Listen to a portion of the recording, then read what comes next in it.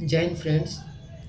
आज मैं अपने फ्लाइट कंट्रोलर में जो कि है F4V3S प्लस फ्लाइट कंट्रोलर, इसमें मैं आर्डो पायलट के थ्रू कॉन्फ़िगर करने के लिए जा रहा हूँ।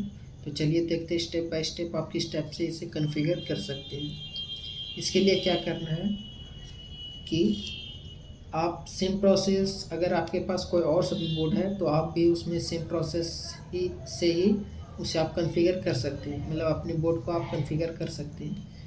तो मेरे कंडीशन में जो मेरा F4V3S प्लस फ्लैट कंट्रोलर है वो मेरा ओमनिबस F4 प्रो को सपोर्ट करता है।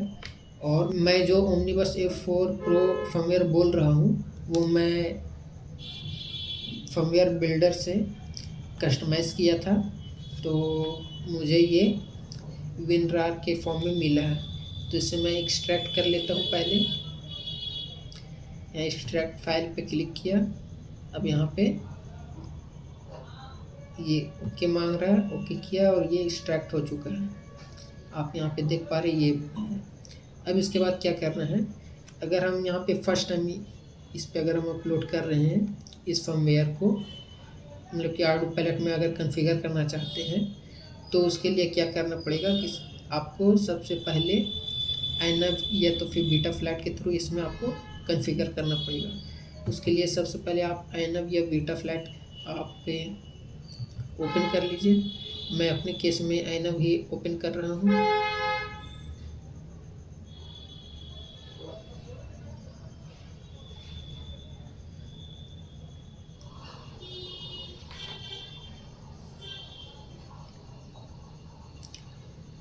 एनव ओपन होने के बाद आपको क्या करना है कि आप अपने मतलब आपके जो फ्लैट कंट्रोलर है उसमें जितना भी पेरिफेरल डिवाइस है उससे आप डिस्कनेक्ट कर लीजिए।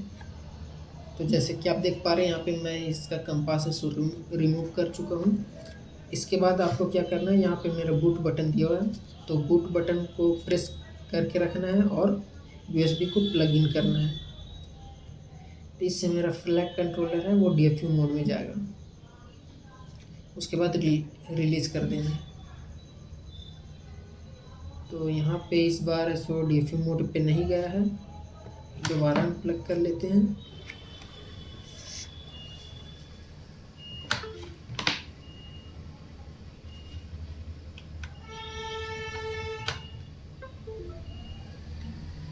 देख पा रहे हैं यहाँ पे ये DFU मोड पे इंटर कर चुका है। इसके बाद क्या करना है, आपको फर्मवेयर फ्लैशर पे आना है। देन आपको यहाँ पे लोड फर्मवेयर लोकली,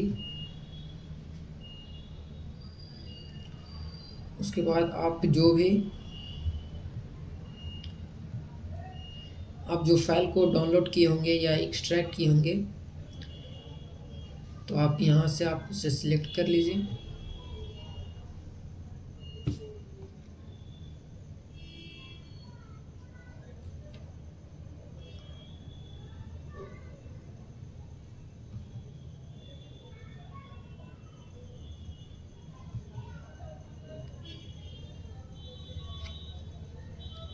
देख पा रहे हैं यहाँ पे bl.x फाइल है, इसे सिलेक्ट कीजिए और ओपन कर लीजिए।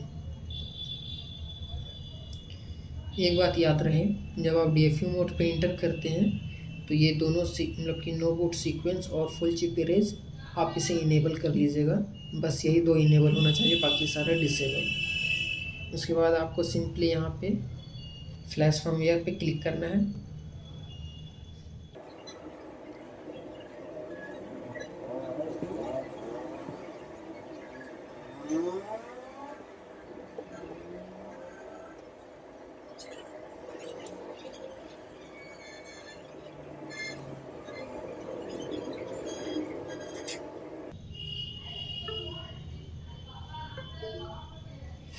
अब मेरा यहाँ पे आइनअप का काम कंप्लीट हो चुका है। अब हम लोग सिंपली, आप सुन पा रही है ट्यून को, अब हम लोग सिंपली क्या करेंगे, डायरेक्ट आर्डो पायलट कॉन्फ़िगरेटर में इसे ओपन करेंगे।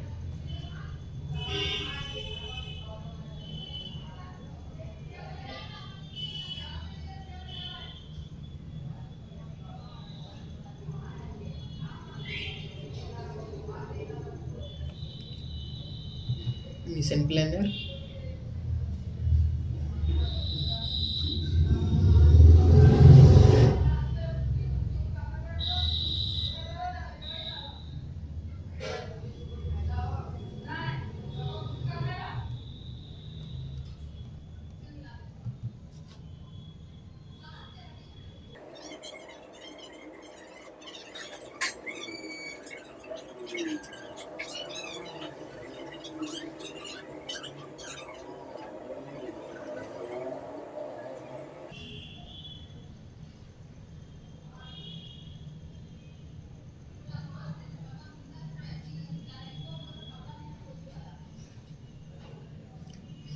इसके बाद हम लोगों को सिंपली यहाँ पे कनेक्ट पर क्लिक करना है।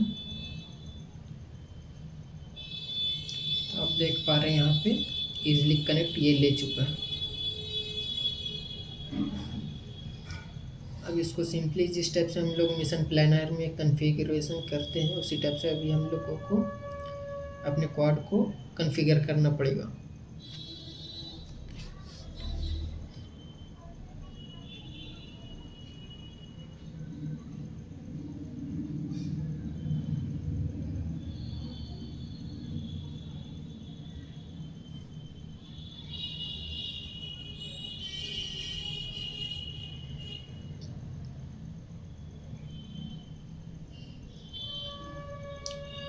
सेटअप में आने के बाद यहाँ पे मैंडेटरी हार्डवेयर में आते हैं। उसके बाद फ्रेम टैप में हम लोग यहाँ पे अपने क्वाड को सिलेक्ट कर लेते हैं।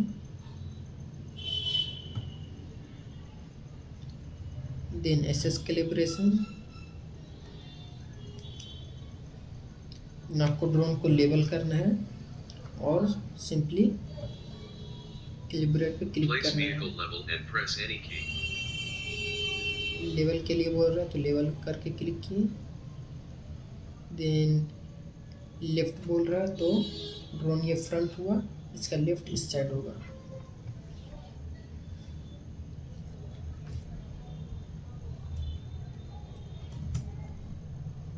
देन राइट,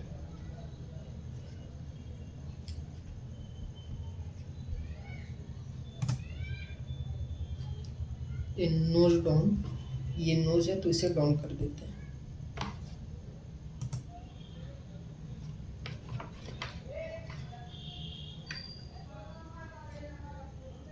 आप देख पा रहे हैं यहाँ पे मेरा एंटीना है तो मैं इसे साइड में कर ले रहा हूँ।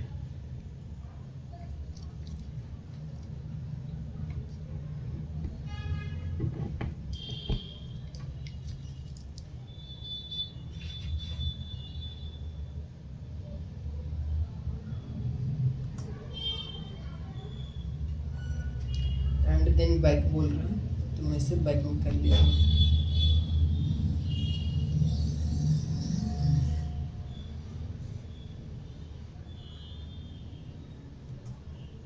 Calibration successful.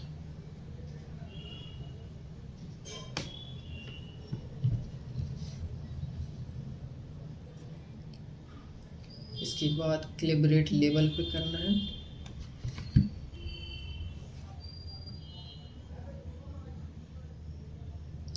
Then approx 5 to 10 second रुकने के बाद सिंपल एसएस कैलिब्रेशन पे क्लिक करेंगे तो सक्सेस होगा।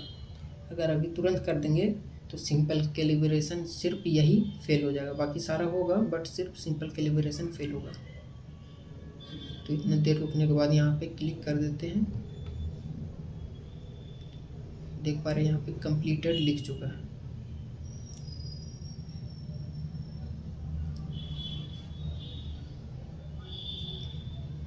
बात है कंपास में, क्योंकि मैं अभी जीपीएस नहीं लगाया हूँ और मेरा जो फ्लाइट कंट्रोलर है उसमें कंपास भी नहीं है, तो इस वजह से मैं इसे पॉज कर रहा हूँ। जिस वीडियो में मैं जीपीएस लगाने के लिए बतलाऊँगा उसमें मैं कंपास को भी इंस्टॉल करके मतलब कि कैलिब्रेट करके बतलाऊँगा। इसके बाद आ जाते हैं रेडियो कैलिब्रेशन में। इसके लिए क्या करना है, आपको ट्रांसमीटर को पहले ऑन कर लेना है।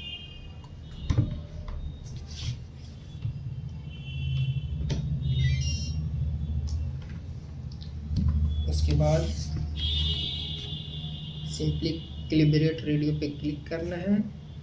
याद रहे आपका क्वाड पे बैटरी और प्रोपेलर, अगर आप टेलीमेट्री यूज़ कर रहे हैं तो बैटरी तो होना चाहिए बट प्रोपेलर नहीं होना चाहिए। उसके बाद क्लिक करना ओके। देन यहाँ पे बोल रहा है कि सारे स्टिक को मैक्सिमम पोजीशन पे करने के लिए, तो मिनिमम टू मैक्सिमम कीजिए एकदम एक्सट्रीम पोजीशन पे स्टिक को। तो जितना आपका ट्रांसमीटर में जितना भी स्टिक है वो सबको, जितना स्विच हो गया स्टिक हो गया, सबको मैक्सिमम पे करना है।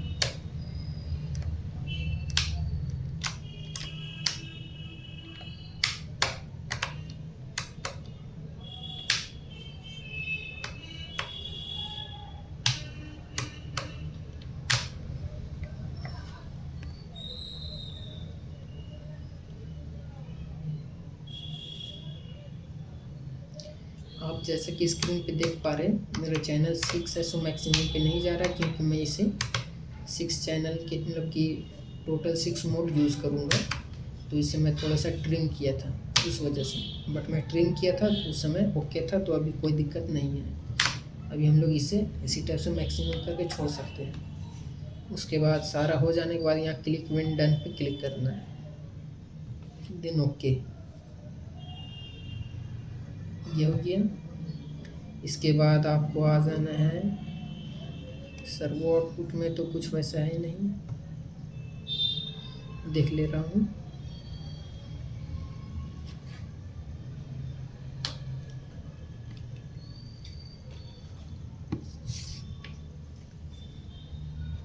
इसके बाद सीरियल पोर्ट,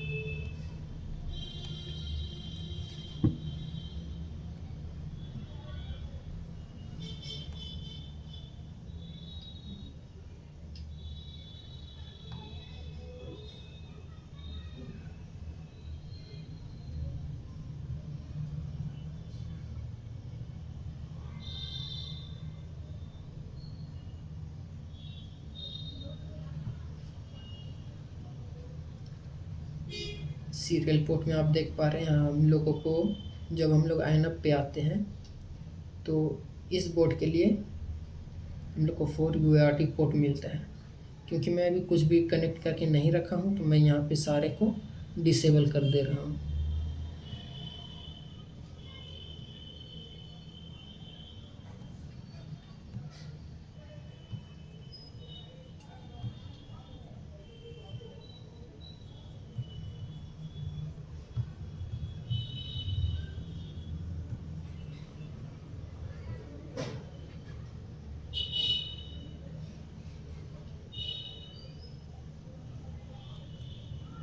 देन मैं आ जाता हूँ ESC कैलिब्रेशन में।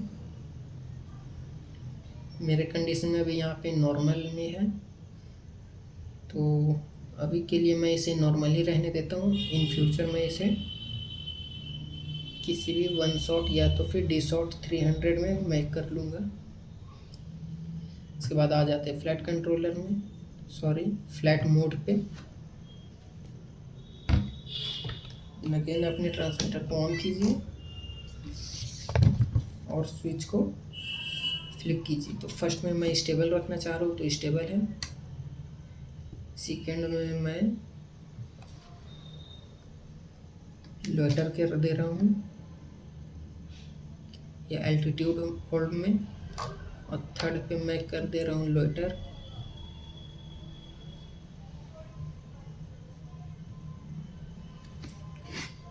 देन मैं अपने स्विच को फ्लिप किया तो मैं यहाँ आ जाता हूँ स्पोर्ट मोड।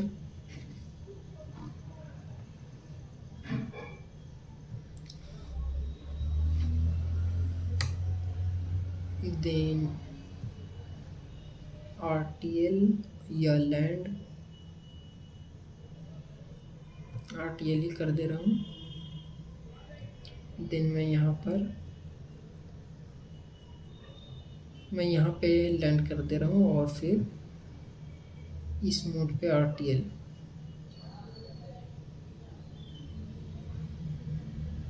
ठीक है, यहाँ पे लैंड और यहाँ पे RTL में कर दिया।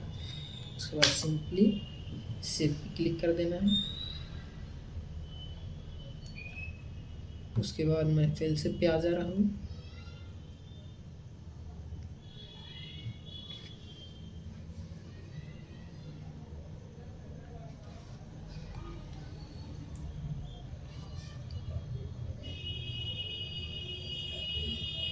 फेलसेप में मुझे ये इनेबल करना पड़ेगा।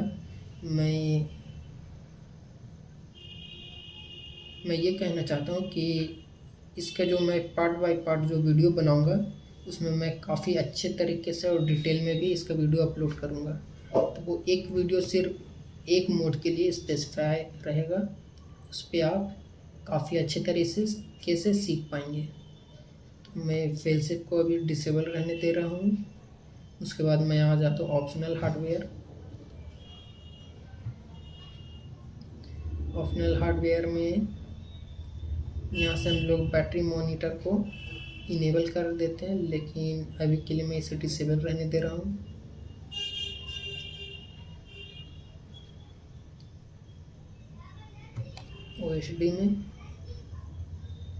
OSD में हम लोगों को यहाँ से सेट करना पड़ेगा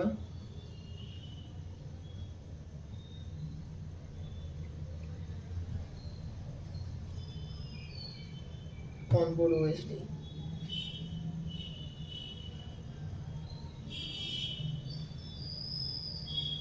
टैप 1 स्क्रीन पे आ जाते हैं और आप यहाँ जो भी चीज़ अपने OSD में रखना चाहते हैं उसे आप यहाँ पे रख सकते हैं।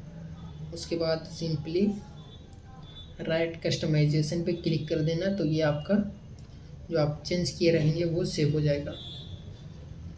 उसके बाद अगर आप यहाँ पे डिस्प्ले पे आते हैं तो यहाँ पे कंपास नहीं है, उस वजह से आर्म नहीं होगा। अगर आपके ड्रोन में कंपास है तो ये इजीली आप आर्म कर पाएंगे। तो मिलते हैं नेक्स्ट वीडियो में। आज के लिए बस इतना ही। और अगर आप मेरे चैनल को अभी तक सब्सक्राइब नहीं किए हैं तो इस चैनल को सब्सक्राइब कर लीजिए, और अगर वीडियो अच्छा लगा हो तो लाइक कीजिए। मिलते हैं नेक्स्ट वीडियो में। Thank you.